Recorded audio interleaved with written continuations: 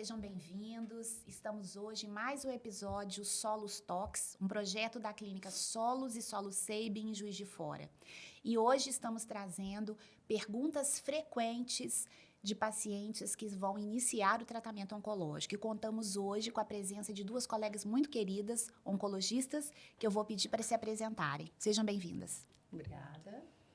Bom, eu sou a Ana Paula, oncologista da Clínica Solos. É um prazer estar aqui essa manhã com vocês nesse bate-papo. Sou Milena, oncologista um pouquinho mais velha que a Ana Paula. Eu estou na cidade há 8 anos, sou oncologista clínica também. É um prazer estar aqui para a gente conversar sobre esse assunto tão importante do paciente oncológico. Sejam bem-vindas, meninas. Eu sou Leonardo Calimã, sou ginecologista e também da Clínica Solos. Vamos, então, abrir o nosso bate-papo de uma forma bem informal. Gostaria de saber, na vivência de vocês, quais são as perguntas mais frequentes que o paciente oncológico traz no consultório de vocês. Vamos começar, doutora Ana Paula? São inúmeras, né, Tati? Assim, os pacientes eles já chegam com várias dúvidas, tanto relacionado ao diagnóstico, ao tratamento, o desfecho de todo o tratamento a ser realizado, sintomas, o que a quimioterapia pode estar causando, gerando de efeitos. Então, são inúmeras perguntas onde, ali, numa primeira consulta, a gente sempre solicita que aquele paciente venha acompanhado com um acompanhante, para ter um entendimento maior. Fica difícil guardar todo esse universo de informações num primeiro contato, em que a emoção também está à flor da pele, né? É isso. Não, e na sequência também já chega, né, Ana Paula, achando que é um bicho-papão. Então, a primeira coisa que eu acho que a gente passa por isso também é que o paciente acha que ali é um momento que acabou, que é um medo muito grande, cheio de fantasmas, os preconceitos, todos os preconceitos, muito tabu. Né?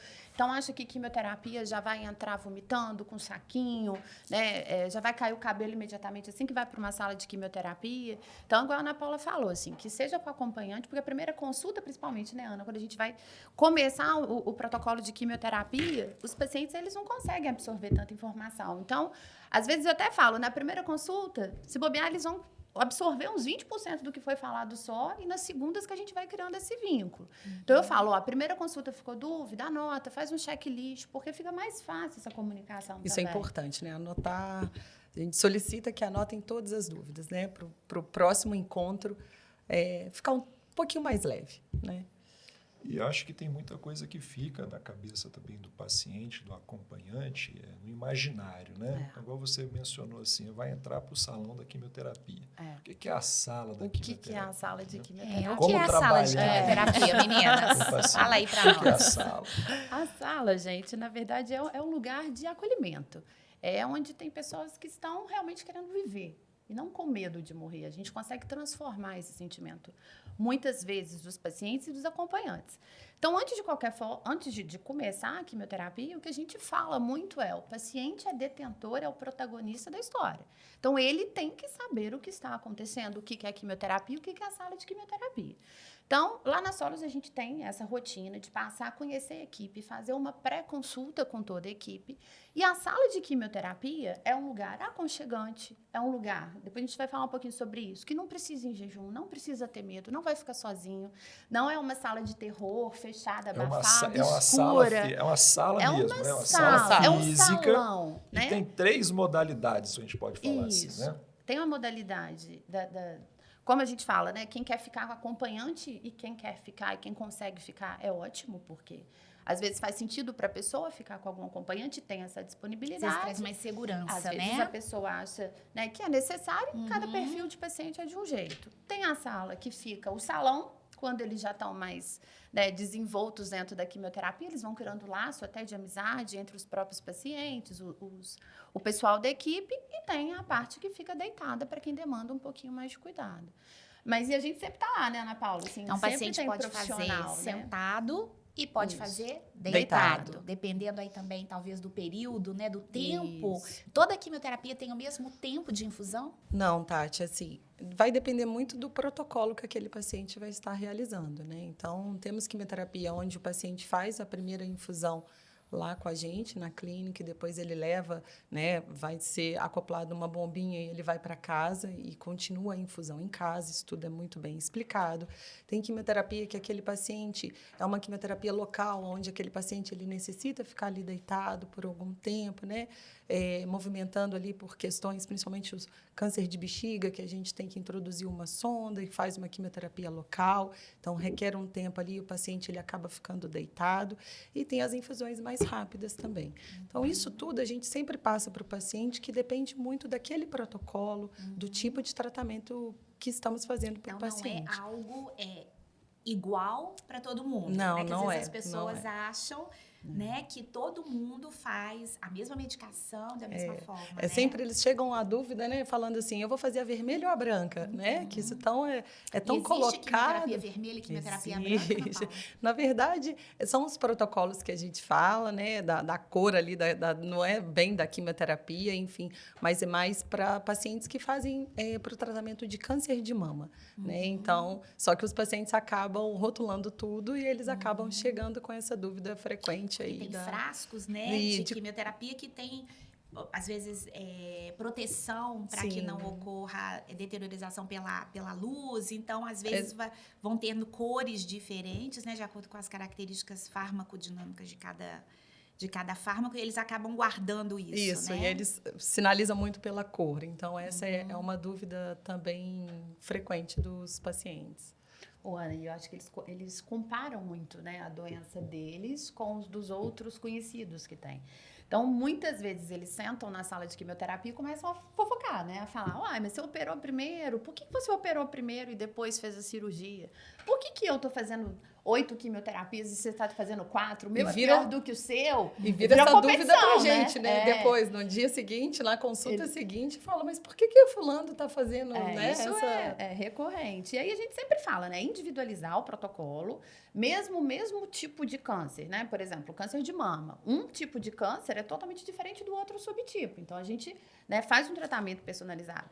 E eu costumo falar que, geralmente, quando, né, o tumor é um pouquinho maior, ele tem que dar uma murchadinha, uma diminuída, para depois ele ser mais fácil de retirar. E depois a gente vê se precisa complementar. Então, cada caso é um caso. Vai ter gente que vai fazer quimioterapia no começo, vai ter gente que vai para cirurgia primeiro, vai ter gente que vai fazer radioterapia, depois vai fazer quimioterapia de novo, vai complementar com medicação via oral. Então, não tem como a gente juntar todos os pacientes, todas as doenças num único tratamento, né?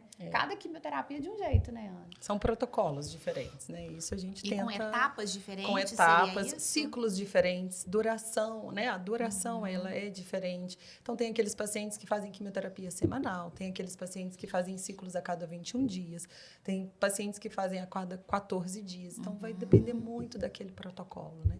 Então, e a doença de base, né? Então, qual que é a doença daquele meu paciente? O que eu vou ofertar, né? Oferecer para o tratamento para aquele paciente. E como cada doença é de um jeito, cada indivíduo também é de um jeito, eles vão responder de formas diferentes. Então, por mais que tenha feito um planejamento, uma programação, igual você colocou, semanal, a cada 3 semanas, às vezes vai chegar nas vésperas e o paciente não vai poder ciclar.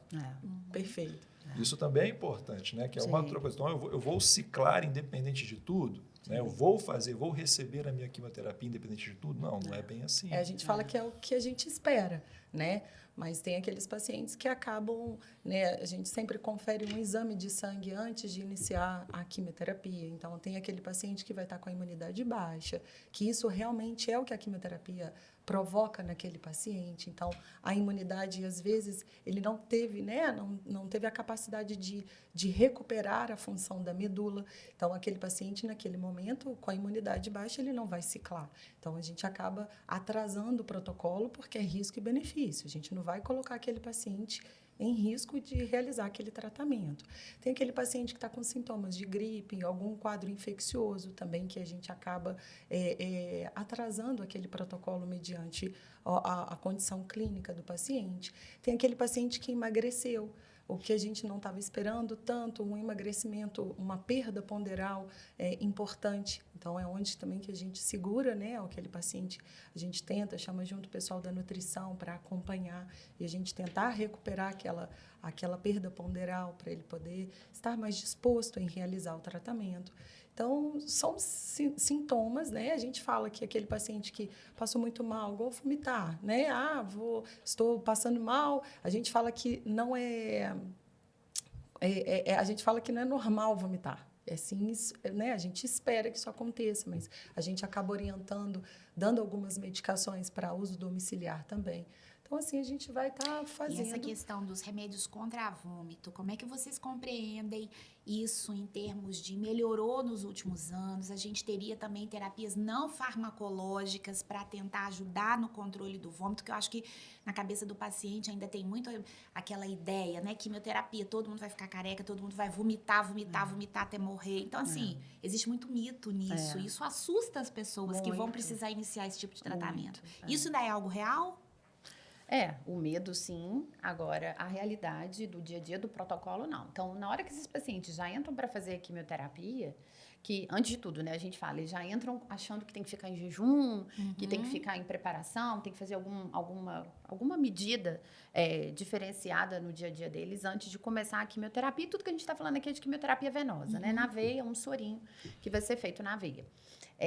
E aí eles entram com esse medo muito grande, só que antes de começar a quimioterapia, a gente faz uma preparação desse organismo para poder receber a quimioterapia. Então, hoje em dia, a gente tem medicações que duram até 48 horas, 72 horas, para poder prevenir o câncer. Então, o vômito, desculpa, prevenir o vômito. Então, não tem, é muito incomum, durante a infusão da quimioterapia, o paciente vomitar. Então, no dia que ele faz a quimioterapia, é um dia que é relativamente muito tranquilo em relação ao vômito, porque ele já recebeu essas medicações pré-quimioterapia por via venosa. Receber a medicação em si. Isso. E aí, quando ele sai, a gente deixa já também a orientação de acordo com o protocolo de algumas medicações via orais, né? Não só remédio para realmente o antiemético, não remédio para vômito, mas a gente pode usar outras medicações, o corticoide.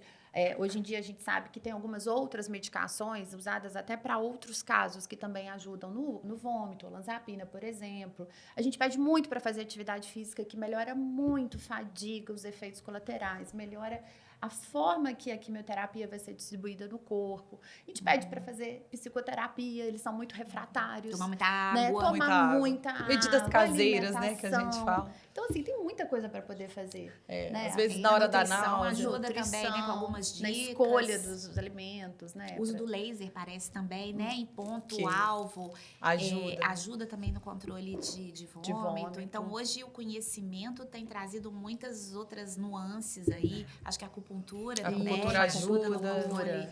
A gente fala até de coisas, medidas caseiras. Às vezes, chupar uma bala de hortelã, passa um pouquinho a parte da náusea. A gente vai tentando orientar. Alguma medida mais geladinha se não tiver uma contraindicação, exatamente, né? Por conta da quimioterapia. Então, é muito individual. E tem quimioterapia que não provoca tanto vômito também, né? Tem protocolos que são mais responsáveis por esse desenvolvimento do sintoma, mas tem outros que não causam tanto. Então, não tem como a gente generalizar. A gente tem que individualizar mesmo, de acordo com cada doença e com cada protocolo que é feito. E o medo e o tabu também em relação à queda de cabelo, que eu acho que acomete principalmente muita população feminina, né? O que a gente tem hoje aí? Toda a quimioterapia cai cabelo? E protocolos que caem cabelo, o que existe hoje que a gente poderia tentar para minimizar essa queda do cabelo? Eu já começo respondendo que nem toda a quimioterapia cai o cabelo, né? Então, claro que a gente fala da queda do cabelo, dá-se o nome de alopécia, né? Então, são protocolos individualizados, então, muito comum no protocolo do câncer de mama, né, ter causar a alopécia. E hoje, na clínica, nós temos a touca, né? Então, a touca, ela é o próprio nome já diz, uma touca gelada, que o paciente utiliza na hora da infusão.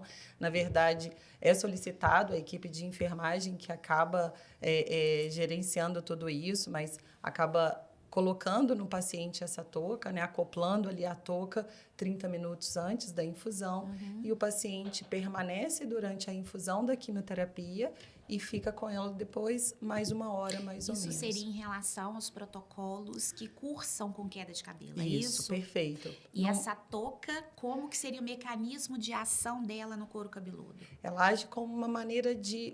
ela faz como se fosse um congelamento, assim, né? Ela é uma touca gelada, ela faz como se fosse uma crio, que a gente fala, na parte do couro cabeludo. Resfria. Resfria, fazendo com que evita que o quimioterápico ali, porque a gente fala que a quimioterapia ela é sistêmica, então ela circula por todo o organismo. Ela vai pelo sangue, Isso, né? ela vai pelo sangue, né? A infusão é dada na veia, então vai pelo sangue, circula por todo o organismo. E é por isso que ela acaba combatendo tanto a célula neoplásica ali, combatendo o câncer, como as células saudáveis. Então, é por isso que causa náusea, vômito e, inclusive, a queda do cabelo. A touca, ela faz como um protetor, né? Resfria ali a parte do couro cabeludo numa tentativa de fazer com que aquela quimioterapia não chegue ali aos fios e fazendo com que evite a queda mesmo.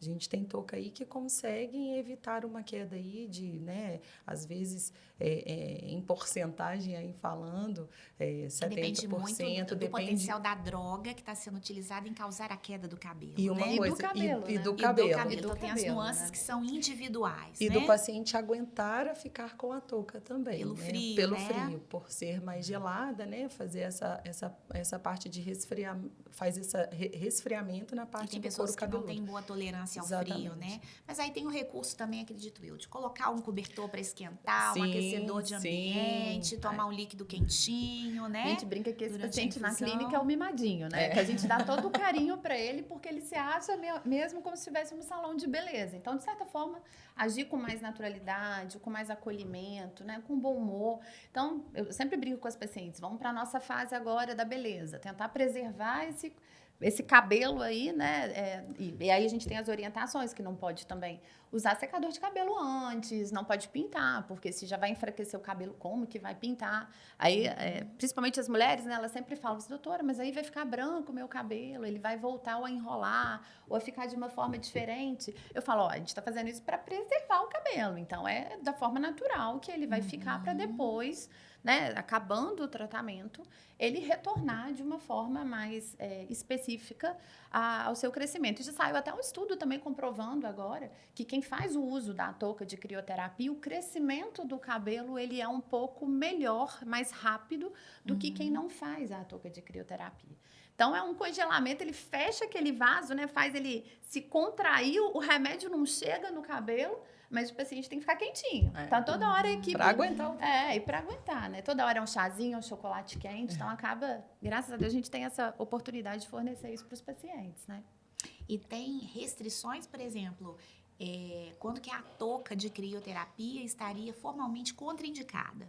Tudo que a gente está falando aqui é de tumor sólido, né? Tumor do sangue, não tem nenhuma Seriam as comprovação. leucemias, por exemplo. Sim. Leucemia, né? Tudo que o hematologista trata, a gente não tem comprovação nem segurança para poder fazer. Pacientes também que têm tumores que são localizados mais na parte cerebral ou que tem algum problema, por exemplo, né, de enxaqueca, alguma dificuldade por conta do próprio frio, algum problema de ATM mais importante ou com drogas, protocolos que associam medicações que são contraindicadas, né? Por exemplo, o do intestino, mas também não cairia o cabelo. Mas se fosse mesclado com alguma outra quimioterapia que caísse, também estaria contraindicada.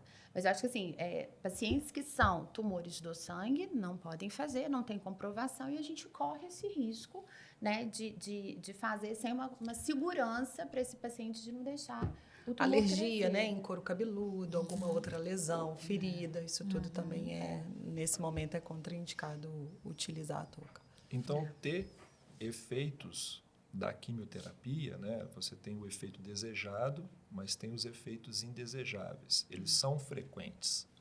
E tem uma série de medidas que o paciente vai precisar adotar, não é isso? Isso. Eu estou entendendo errado. É isso. Certinho. Vai ter que adotar, inclusive, entre um ciclo e outro, entre Sim. uma infusão e outra, para que ele se mantenha bem. E isso tem muito a ver com tecidos ali que fazem proliferação, fazem... Rápida, isso aí. É porque a quimioterapia convencional, né, a gente está falando de quimioterapia que destrói a célula, o crescimento da célula, do tumor.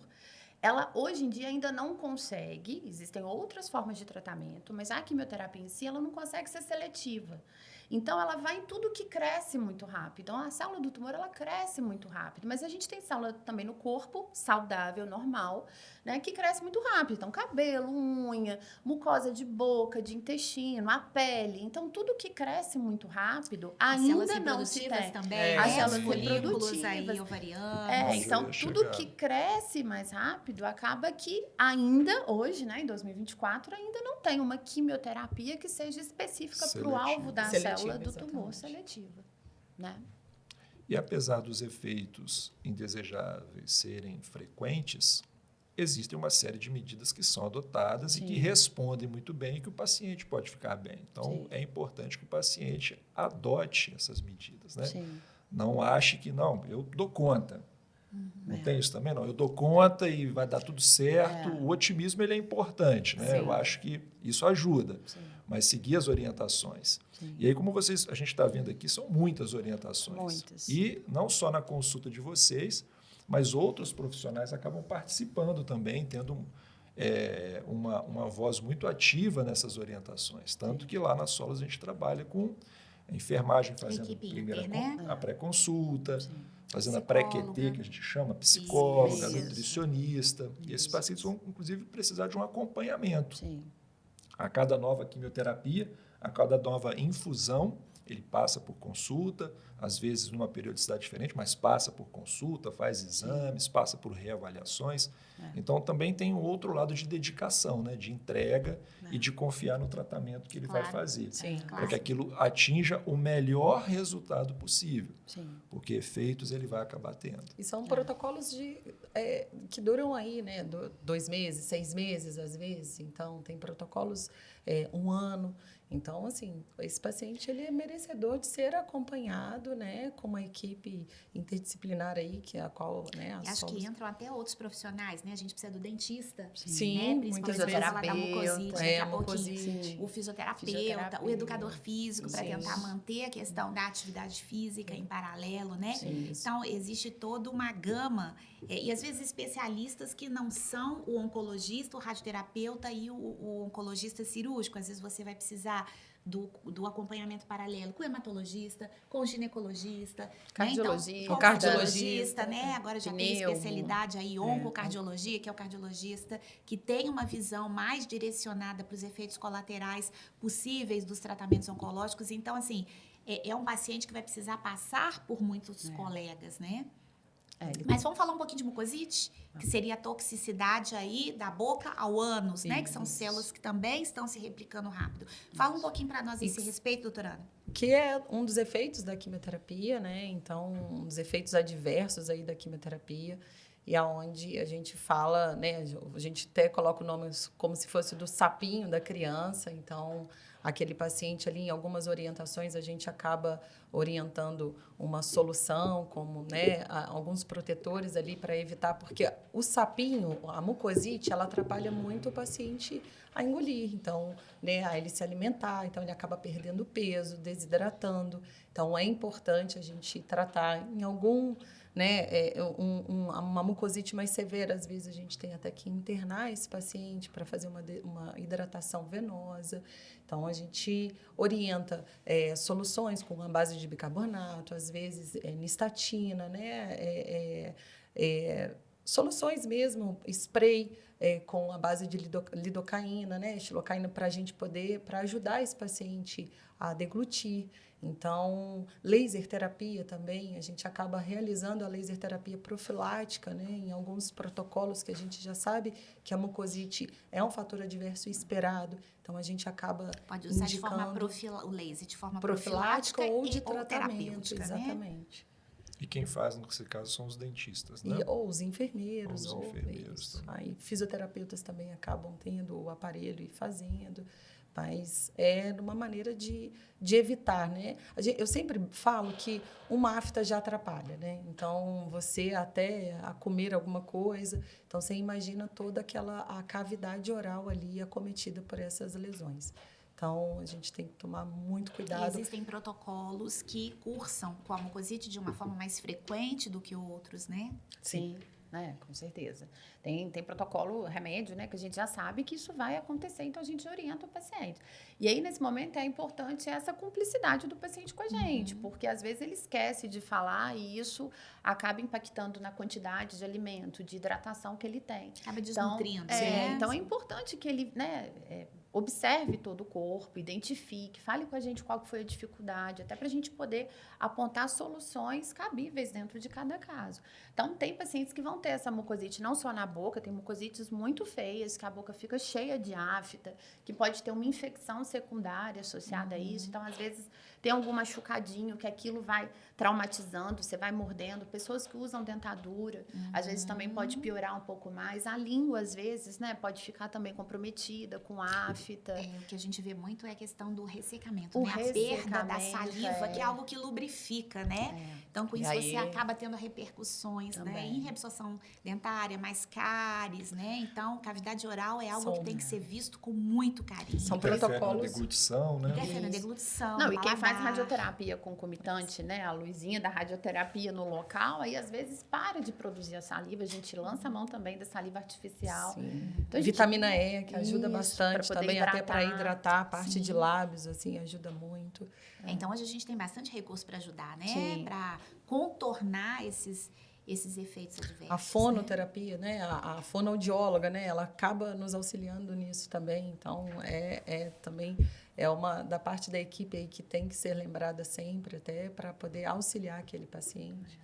E tudo que a gente está falando aqui é para qualidade de vida, né? Eu falo muito com os meus pacientes que não precisa, já está sendo difícil, é um momento muito difícil, mas não precisa ser mais difícil do que já é. Pode ser mais leve, pode certeza. estar acoplado com qualidade Minimizar, de vida. né? A gente tem, hoje em dia, né, ainda bem que a gente tem formas de orientação, de acesso para poder fazer as coisas, tornarem as coisas mais E o leves, diálogo né? com o médico, É, né? é um com a casamento, equipe né? que te É um- acompanha, né? Se observar, relatar, né?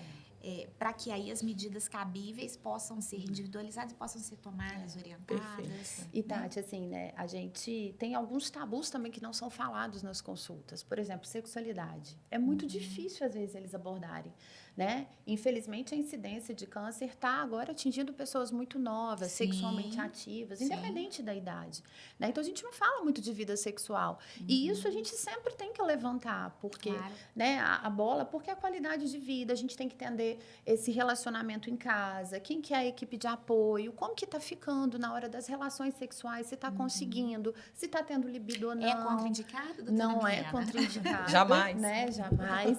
A gente Pelo pede pra- contrário. Pelo contrário. a gente entende que é um momento de muita preocupação, principalmente para a mulher. Às vezes, impacta muito na autoestima. Então, mulheres mastectomizadas, ou que estão com nódulos, né? Ou tumores ginecológicos, em vagina, vulva, colo de útero. Então, assim, independente do lugar, mexe muito com tudo, né? Principalmente a parte sexual também é muito afetada. E, às vezes, a pessoa que faz parte, o acompanhante que faz parte, né, desse tratamento, porque adoece todo mundo junto, né? Claro. Não é só o paciente, a família também. Eles precisam tirar as dúvidas, porque eles, às vezes, não falam. Eles esquecem, é um furacão tão grande na vida que eles não falam sobre ato sexual, relação sexual. E não é proibido de forma Ou às alguma, né? vezes tem uma visão que isso é secundário, né? Que não é tão Isso importante. não é importante agora. O importante agora é tratar. E isso é tão importante quanto, porque é o contexto da qualidade de A vida não para, né, Léo? A vida continua. A vida, ela não dá essa pausa para agora trate do seu câncer. Até porque tem cânceres que a gente sabe que não vai ter tempo de tratamento. Vai ser durante um tempo indeterminado. Sim. Então, o paciente, né, a gente deve falar. Se não tiver um parceiro fixo, pelo menos, né, eu sempre oriento, tenta usar preservativo. Por sempre, favor, né? cuidado Isso para sempre. não engravidar. Né? Eu já tive algumas Pacientes pacientes jovens. engravidaram no Durante o tratamento, não é faz legal. uma bagunça ainda maior, né? Dificulta Prejudica, muito, né? tudo, as Prejudica duas todo o coisas, né? tratamento, prejudica Risco o também paciente. de uma formação fetal, né? Exatamente. Que muitas vezes o tratamento oncológico pode trazer aí, se houver uma gravidez num período que não é o adequado, né? Sim.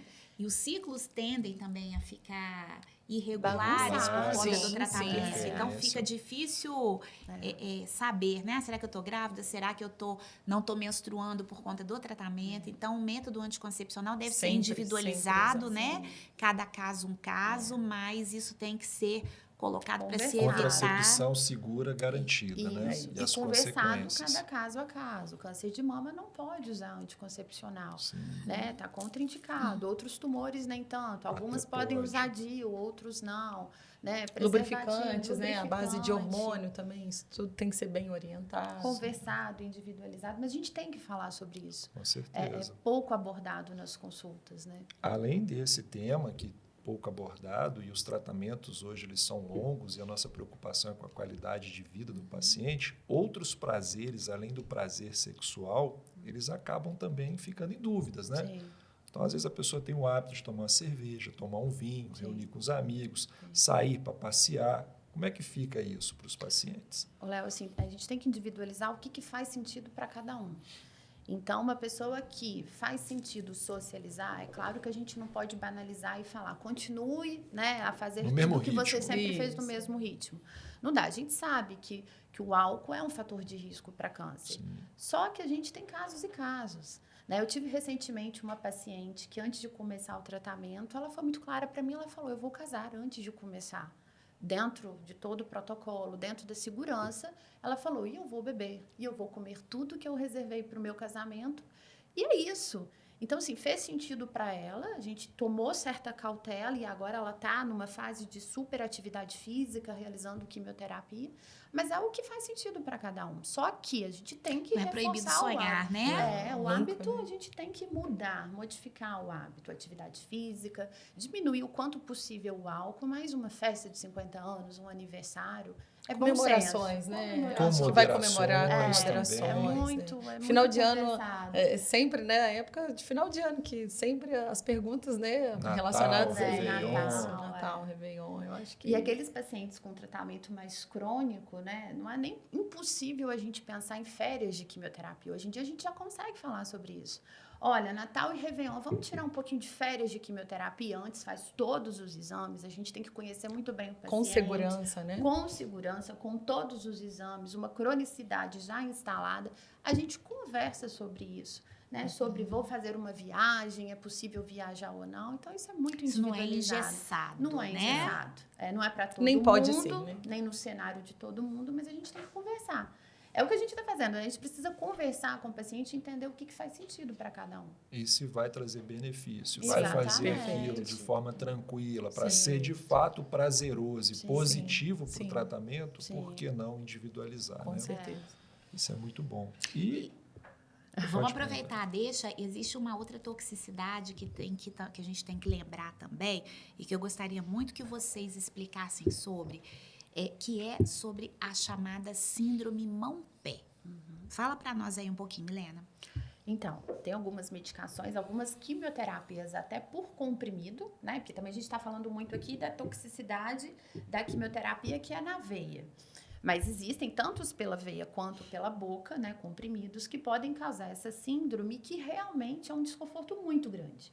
Então, o que acontece? Por que chama síndrome mão-pé? É a mão e o pé, principalmente, que sofrem, né? Então, pode chegar a uma descamação muito simples da mão, mas a uma descamação com infecção, realmente com uma sensibilidade muito comprometida. Às vezes, vai soltar as pelinhas, vai ficar muito vermelho. E o paciente não vai perder a capacidade de pegar pequenos objetos, a abotoar, às vezes, Calçar, também. né? Calçar. Né? A alimentação, então causa muito desconforto. O pé, né? A gente tem que ter muito cuidado com o sapato, com o atrito. Aí a gente pede para não ficar lixando. A unha a gente tem que ter muito cuidado também, que é uma outra pergunta também, né? Que eles fazem com muita frequência, se pode ou não fazer a unha. E aí, tudo que dá muito atrito ali, tanto com a mão quanto com o pé, a gente tem que ter um cuidado. Então, a gente pede para hiperidratar. Hoje em dia, tem um monte de creme que a gente pode prescrever. Creme para poder, dependendo do nível, né? Creme que, às vezes, tem um pouco mais de ureia, creme que tem uma gama de hidratação. Pode ser com cheiro ou não com cheiro. Geralmente, é um paciente que prefere que não seja com cheiro. Mas a gente tem que falar muito com o paciente que ele tem que observar. Às vezes, né, uma paciente minha muito assim, esperta, ela evidenciou que a hora que ela consegue colocar o creme para a mão e para o pé é na hora da noite. E ela fez uma touquinha adaptável com lã, quando tinha muito frio, né? E ela colocava no dedinho, cada dedinho ela colocava um pouco desse creme para ela poder dormir hidratada. Então, assim, a gente tem que ver meios disso não comprometer a qualidade de vida. Imagina não conseguir andar. Né? Devido às rachaduras, né? Rachadura no e pé. Às vezes infecta, solta são dolorosas, né? Então, isso daí... Um calçado confortável, né? Evitar atrito com produto químico, seja o detergente, o sabão em pó. Para não piorar aquela lesão que tá ali, né? Que às vezes Imagina lixar um pé nessas condições, né? Sim. E às vezes até faz uma destruição da polpa digital, né? Tem pacientes que têm dificuldade de passar a digital Perde no a banco. biometria. Isso, a biometria na hora que você vai passar o dedinho no banco, em algumas situações, porque às vezes a a gente pele tem que vai ficando tão relato. lisinha que as ondas, né, Isso, vai vão perdendo. se perdendo. É. Mas isso é algo transitório, é Sim, isso? E não sim. é toda Não é medicação toda quimioterápica quimioterapia. que cursa com a síndrome Montpé. É naquele momento que ele está fazendo aquele tratamento. E aí são escalas também, né? Cabe ao médico acompanhar aquela síndrome Montpé, qual que é o grau que aquele paciente está, né? Está naquele momento, porque às vezes temos que reduzir dose, ou às vezes até fazer uma pausa no tratamento, porque isso gera infecções secundárias, né? Então, a gente tem que acredito, exatamente. né? Então, estamos impactando na qualidade de vida daquele paciente. Então, cabe ali ao médico avaliar e, às vezes, até suspender aquele tratamento. Outra coisa importante, né? Falando de unha. Né? Paciente que está fazendo quimioterapia pode fazer unha? O que você fala? Eu sempre indico assim, né? Sim, né? Pode realizar ali, pode fazer, mas eu peço que leve sempre o seu material, evite ali tirar a cutícula. Eu falo que tem que empurrar somente a cutícula para evitar ali abrir alguma ferida. Sim, são foco, né? São focos, né? Ali que podem originar ali outro quadro infeccioso secundário, e é onde a gente entra não lá. Não queremos infecção. Exatamente, né? que aí a gente retarda aquele ciclo da quimioterapia, porque, né, infecção é uma coisa que a gente acaba segurando e aquele paciente acaba não ciclando.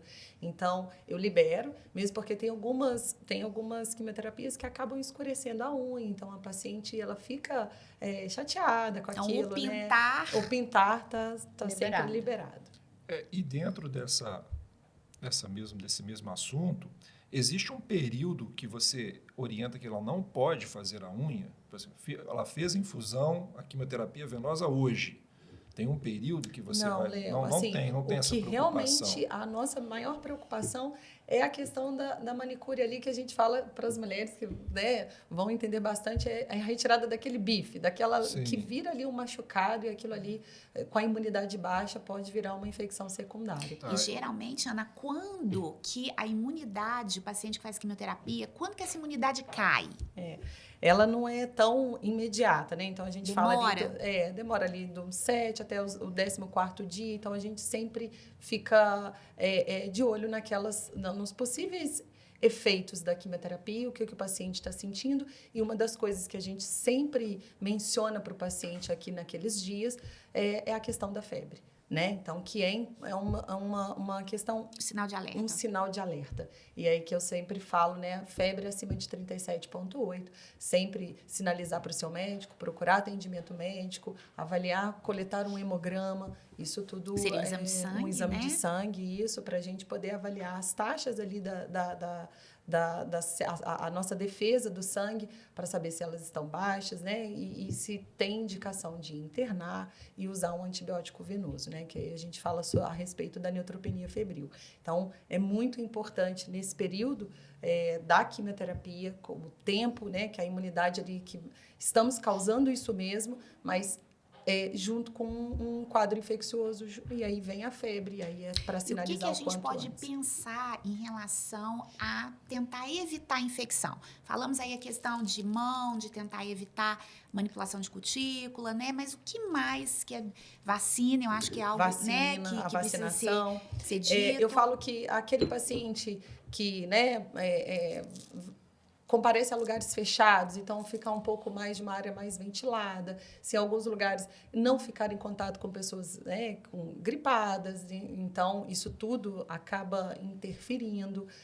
Eu sempre falo, se vai para um lugar muito cheio, tem alguns pacientes que questionam até o uso da máscara, dependendo também, né, eu acho que é importante. Naquele período da quimioterapia, eu falo, limitar um pouco a questão de visita em casa, porque você não sabe como que aquele paciente, né, os familiares estão para poder ter em contato com esse paciente. Eu acho que é tomar cuidado mesmo para não... Não tem proibição, mas o alguns alimento, cuidados. talvez, né? Isso, o alimento. A gente consumir sempre, fora de casa. O alimento, sempre fala, higienização. né? Evitar alimentos crus fora de casa, ou carnes mal passadas, né? Isso tudo a gente... Então, japonês. O japonês, antes de começar a quimioterapia, a gente fala, vai no rodízio.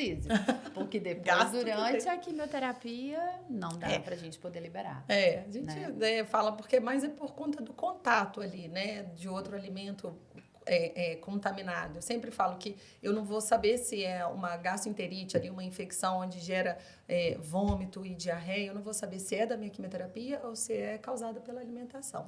Então, isso é importante estar lembrando. Imagino eu que o contato também, né? Tem idosos e aí os filhos com crianças, né, netos, o contato com esse público também tem um certo cuidado, é importante? É importante, mas eu acho que tem que basear também... Tem um ponto positivo, né? Tem um ponto positivo também, o que é válido. Eu acho que respeitar esse início pós-quimioterapia, naquela primeira semana, mas eu acho que não ser... Eu não contraindico tanto esse contato, ainda mais dependendo dos valores, das famílias, né? Às vezes, o paciente, às vezes, pedem para atrasar ciclo de quimioterapia porque vai numa reunião familiar. Eu acho que depende de cada paciente, depende da sua conversa com aquele paciente, do diagnóstico. Então, eu acho que é válido sempre favorecer ali os valores, né, do seu paciente e a qualidade e aplicar de vida. o bom senso, né? Sim, então, se sempre. o neto, se o filho está gripado, está resfriado... Perfeito, né? Evita o Evita, contato, evita não é o Mas melhor os bichinhos momento. domésticos, vamos pensar aí. Os pets. Os pets, como é que fica aí quem faz quimioterapia em relação aos pets? Vacinados, por favor, né?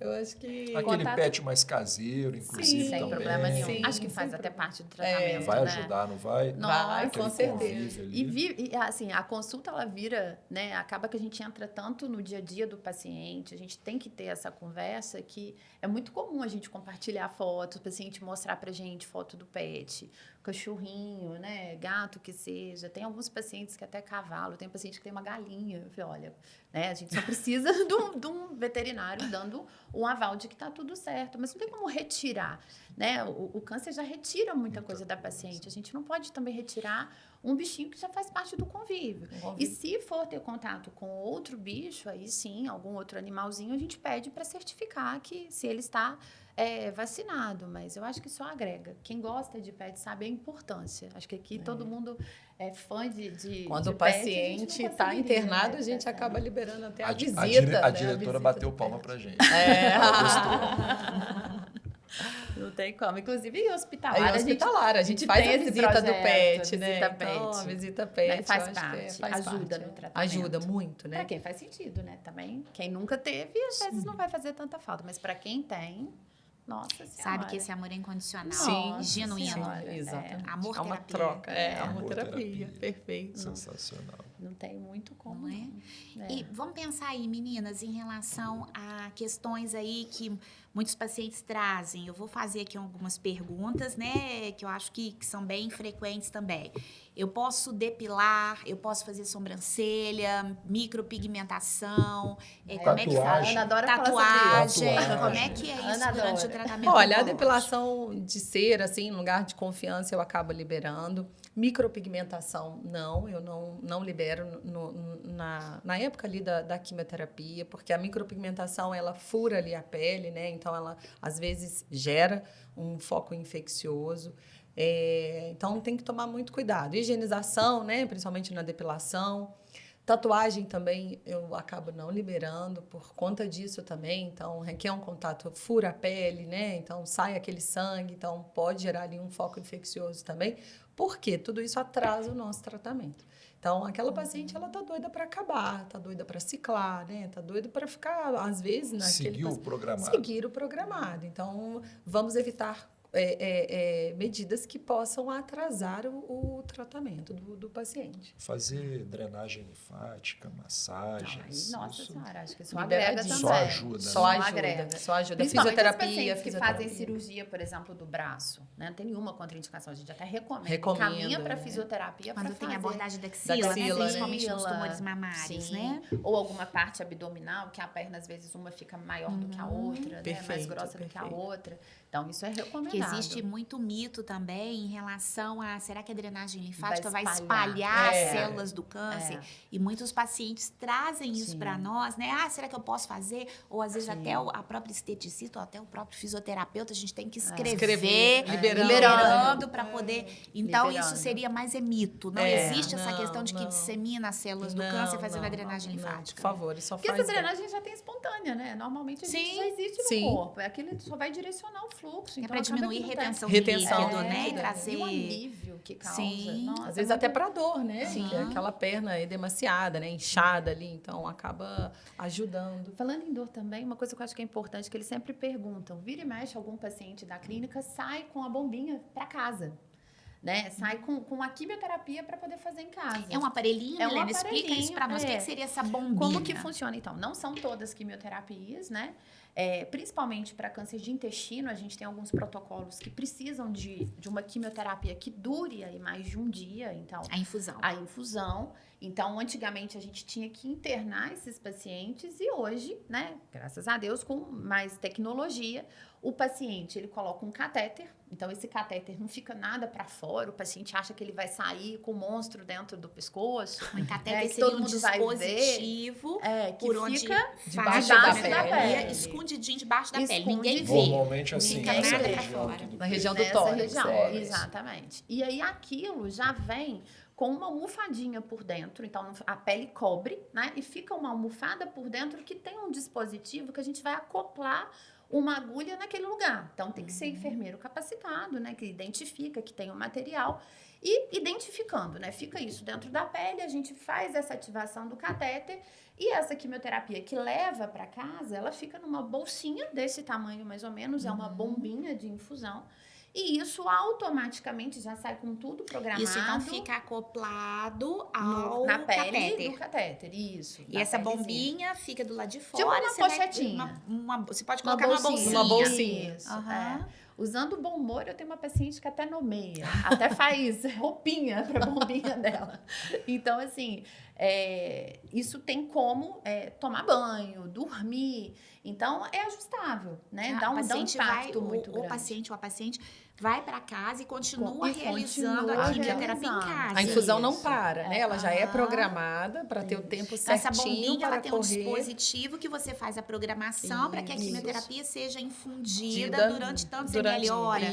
E aí a gente treina o paciente a pegar essa bomba e avaliar que ela está esvaziando. E aí ela tem um tempo já para poder ser retirada. Geralmente demora mais ou menos uns 2 dias. Entre o começo da quimioterapia na clínica, até passa-se mais um dia e no outro dia já é combinado com a equipe de ir na clínica fazer a retirada dessa bombinha. Eu gosto de do catéter e a bombinha encerrou a infusão. Eu sempre dou um exemplo assim. Então, você vem para a clínica, começa aqui a quimioterapia numa segunda e vem para tirar na quarta. Até para eles entenderem isso, né? Entrar na rotina. Isso. Isso é importante a gente, às vezes, exemplificar para eles poderem compreender. Porque, às vezes, falam, mas aí quanto tempo? Não, vai programado. Então, faz a primeira parte aqui, que demora mais ou menos depende de cada protocolo, mas normalmente 3 horas. Depois, ele vai para casa. Faz uma parte da quimioterapia dentro da clínica e a outra parte, através da bombinha infusional, faz em casa. Em casa. E retorna para tirar. E normalmente, então, eu dou isso, 48 horas depois. E aí, lembrando também que pode fazer tudo. Então, pode tomar banho, dormir, vai ajustar uma posição que fique mais confortável, né? E a gente treina o paciente a identificar também se tiver algum problema para poder Pode fazer ligar para atividade equipe. física? Pode fazer Pode. atividade física sem nenhum problema. Agora, esse catéter de quimioterapia, não são todos os pacientes que precisam, mas tem alguns que a gente pede. E eles comparam muito, né, também, né, Ana? Dentro da sala de quimioterapia, eles dizem, mas por que você tem catéter e eu não tenho? Então, isso vai muito também do remédio que é aplicado e também da veia do paciente. Não é para todos. E não é para todos. E o protocolo, qual que é a Ah, durabilidade daquele protocolo? Se é um protocolo mais rápido, você não tem porquê de colocar o paciente ser submetido a uma colocação de um catéter, que isso é feito por um especialista no centro cirúrgico, não requer uma internação. Normalmente o paciente entra no hospital, faz a colocação do catéter e vai embora para casa no mesmo dia, mas é um procedimento cirúrgico. Invasivo. Isso, invasivo. Então, E também da veia do paciente. Sim. Que tem paciente que só Que já tem apoia a uma rede venosa muito Já, ruim, né? Muito então, depende frágil. muito. Mais uma vez, o tratamento é individualizado, não tem como. Então, as nossas decisões também são tomadas mediante a doença e o doente. Né? A gente tem E que esse catéter individualizar. fica o resto da vida com o paciente ou ele tem um tempo em que ele fica, depois é retirado? Como é que isso funciona? acabando o protocolo, eu ainda fico um tempo com aquele paciente, onde a gente vai estar avaliando os exames de controle, aquele paciente vai fazendo um controle ambulatorial e radiológico, né, com os exames, e eu acabo segurando, ele vai fazendo uma manutenção daquele catéter, que é importante, a enfermagem acaba agendando para aquele paciente fazer a manutenção, então lavar aquele catéter a cada 3 meses. Então, esse paciente, eu acabo segurando aí de 6 a 1 ano, normalmente eu acabo segurando com um catéter, para depois a gente pensar na retirada, que aí também agendar com um colega especialista para poder fazer a retirada do catéter. Tem Os algo que pacientes- acompanha o paciente, o que tem indicação para uso durante algum tempo. Sim. Que vai depender do que o oncologista Perfeito. direcionar E até para ele, né? do prognóstico da doença, né? Então, E os que têm a doença crônica podem ficar também o tempo que for necessário, desde que tenha essa manutenção, desde que seja Cuidados. ativado, Cuidados adequados. Também não tem uma proibição, né? Não tem um tempo certo para poder ficar. Então, também é individualizado a escolha e a decisão de retirada. Perfeito, meninas, vocês brilharam, acho que responderam aqui pelo menos as principais dúvidas, né, que os pacientes trazem, e vou pedir a vocês desse bate-papo que nós tivemos hoje, agradecendo já de forma antecipatória, o que vocês gostariam de deixar de recado para esses pacientes que vão iniciar um tratamento ou que estão em curso de um tratamento oncológico?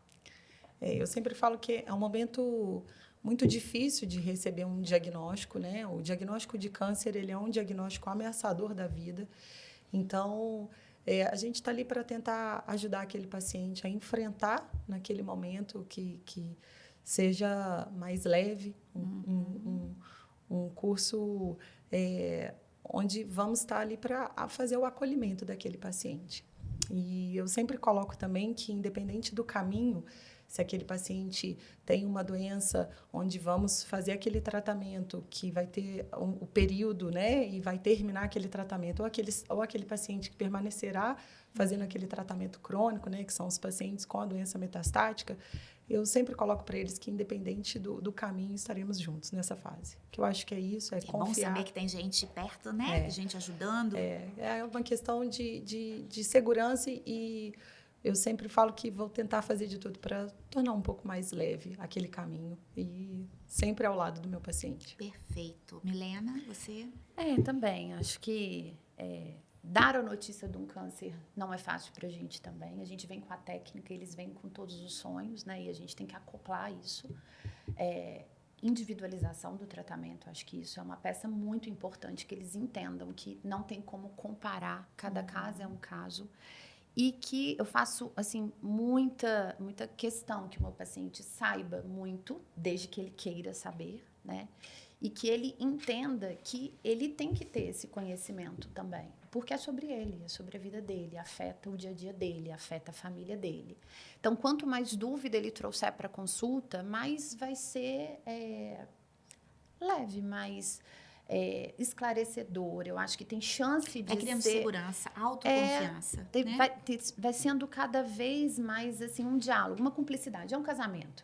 né? Não tem como. É um relacionamento que a gente vai criando com o nosso paciente de cumplicidade, de amizade, de respeito. Então, eles têm que ter na gente essa fonte de apoio e eles têm que ter um apoio em casa também.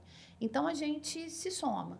Né? A gente vem com a técnica, a gente vem com o acolhimento e eles vêm também com o corpo, eles vêm com as dúvidas. A gente tem que casar essas informações para fazer dar certo, sendo curativo ou não curativo o tratamento.